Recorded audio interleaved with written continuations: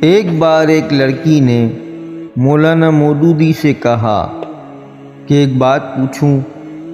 مولانا نے کہا بولو بیٹی کیا بات ہے؟ لڑکی نے کہا ہمارے سماج میں لڑکوں کو ہر طرح کی آزادی ہوتی ہے، وہ کچھ بھی کریں، کہیں بھی جائیں، اس پر کوئی خاص روک ٹوک نہیں ہوتی۔ اس کے برعکس لڑکیوں کو بات بات پر روکا جاتا ہے، یہ مت کرو، یہاں مت جاؤ، گھر جلدی آ جاؤ۔ یہ سن کر مولانا مسکرائے اور کہا بیٹی آپ نے کبھی لوہے کی دکان یا گودام کے باہر لوہے کی بنی چیزیں پڑی دیکھی ہیں؟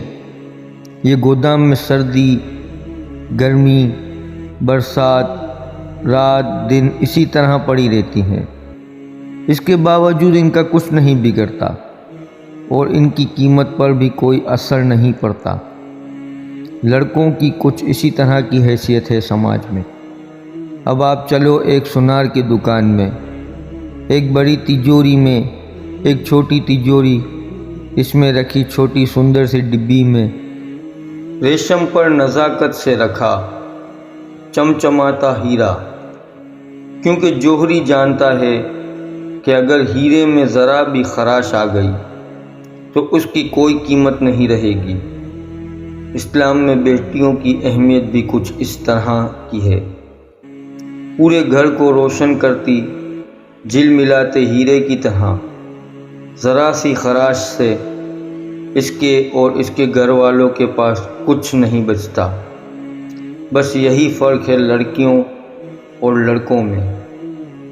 پوری مجلس خاموشی چھا گئی۔